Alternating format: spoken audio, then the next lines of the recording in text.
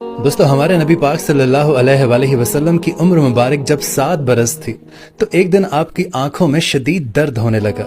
नबी पाक सल्लल्लाहु अलैहि वसल्लम के दादा जान अब्दुल मुत्तलिब ने हमारे नबी पाक सल्लल्लाहु अलैहि वसल्लम का बहुत इलाज करवाया, लेकिन हमारे नबी पाक सल्लल्लाहु अलैहि वसल्लम की आंख मुबारक का दर्द में कोई खास फर्क नहीं पड़ा।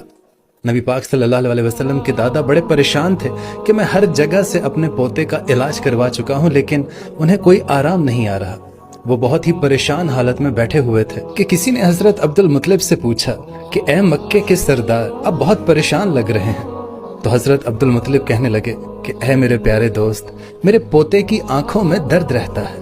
मैंने हर जगह इलाज करवाया, लेकिन नबी पाक सल्लल्लाहु अलैहि वसल्लम की आंखों से दर्द नहीं जा रहा। तो वो शख्स कहने लगा कि ए मक्के के सरदार, फलां जगह एक तबीब है जो दवाई भी देता है और दम भी करता है। मक्के के बहुत सारे लोगों को वहां से शिफा मिली है। तो उस बंदे की बात सुनकर हजरत अब्दुल मुत्तलिब बहुत खुश हो गए।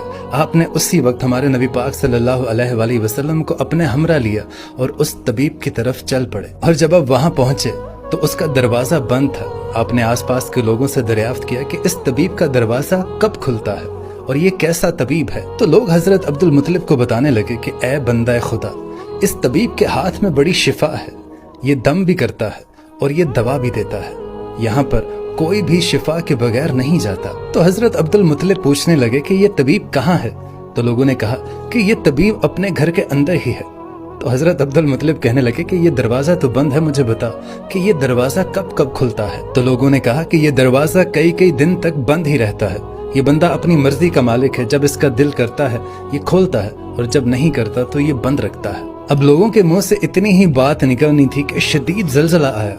राहिब भागा भागा घर से बाहर आया कि जलजले की वजह से कहीं घर की छत उसके सर पे न गिर जाए। अब इसे अल्लाह की कुदरत कहिए कि जैसे ही वो राहिब, वो तबीब घर से बाहर आया, इस डर से कि कहीं ये घर की छत उसके सर पे गिर के उसे मार ही ना डाले, तो जलजला उसी वक्त थम गया। उस राहिब ने, उस तबीब ने हजरत अब्दुल मुत्तलिब को पहचान लिया। तो वो तबीब कहने लगा कि ए मक्के के सरदार, यहाँ कैसे आना हुआ। तो हजरत अब्दुल मुत्तलिब ने राहिब से कहा कि ए राहिब, मेरे पोते की आंखों में बहुत दर्द रहता है। मैं कई तबीबों से इलाज करवा चुका हूँ, लेकिन इसकी आंख में दर्द मुसलसल रहता है और मुझे किसी ने बताया है कि आप दम भी करते हैं और दवा भी देते हैं। अब ये पोते का इलाज आप कीजिए। अब वो तबीब नबी पाक सल्लल्लाहु अलैहि वसल्लम के चेहरे मुबारक पर नजर मारता है और काफी देर आपके नूरानी चेहरे का दीदार करता रहता है। और फिर राहिब एक कमरे में गया, गुस्ल किया, नए कपड़े पहने, खुशबू लगाई और आसमानी किताबों के कुछ सफ़ात पकड़कर अपने घर से बाहर आया। अब वो तबीब कभी आसमानी किताबों के वो सफ़ात को देखता और कभी वो नबी पाक सल्लल्लाहु अलैहि वसल्लम के नूरानी चेहरे को देखता। वो फिर उस किताब की तरफ देखता और वो फिर नबी पाक सल्लल्लाहु अलैहि वसल्लम का दीदार करता। और ये सिलसिला मुसलसल चलता रहा।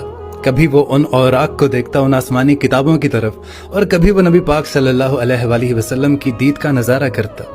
कभी वो आपकी जुल्फ मुबारक को देखता और कभी वो आपको सर से लेकर पांव तक देखता। और फिर वो तबीब अचानक नबी पाक सल्लल्लाहु अलैहि वसल्लम के कदमों में गिर कर ये कहने लगा कि ए मोहम्मद सल्लल्लाहु अलैहि वसल्लम, मैं गवाही देता हूँ कि आप सल्लल्लाहु अलैहि वसल्लम अल्लाह के पैगंबर हैं और आप अल्लाह ताला के सबसे प्यारे और सबसे लाडले रसूल हैं और कयामत तक आपके बाद कोई नबी नहीं आएगा। अल्लाहु अकबर। हालांकि नबी पाक सल्लल्लाहु अलैहि वसल्लम ने अभी नबूवत का ऐलान नहीं किया था, उससे पहले ही वो तबीब आपके पैगंबर होने की गवाही दे रहा था। अब हजरत अब्दुल मुत्तलिब ये सारा माजरा देख रहे थे और वो दिल ही दिल में बहुत खुश हो रहे थे।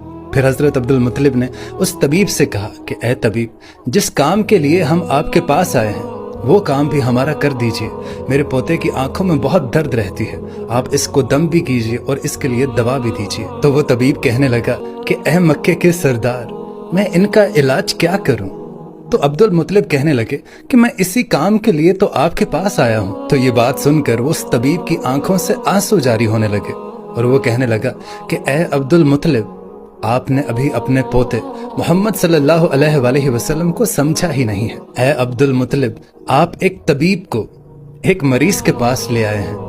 आप एक मुकद्दस लड़के को एक गुनहगार लड़के के पास ले आए हैं। ऐ मक्के के सरदार, मैं अपने इबादत खाने में अल्लाह ताला की इबादत करने में मशगूल था कि मेरा सारा जिस्म लरजने लगा।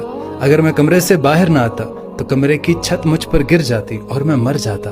اے عبد المطلب، تیرا پوتا بڑی ہی عظمت والا ہے، اپنے پوتے کے چہرہ مبارک کی طرف ذرا ایک چٹکی بھر کے دیکھو تو صحیح کہ کس طرح یہ چمک دھمک رہا ہے، کتنا نور ہے اس کے چہرے پہ۔ اور وہ طبیب کہنے لگا کہ اے عبد المطلب، یہاں پر کچھ لوگ نورانی چہرے والے محمد صلی اللہ علیہ وآلہ وسلم کے دشمن ہیں، آپ اپنے پوتے کو گھر لے جائیے، ایسا نہ ہو کہ وہ لوگ آپ کو اور آپ کے پوتے کو کوئی نقصان پہنچا دے۔